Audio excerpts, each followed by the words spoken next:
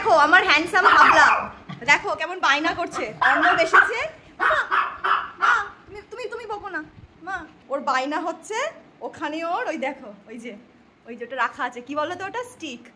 অর্ণব আসলেই ওর বায়না হচ্ছে ওকে একটা স্টিক দিতে হবে।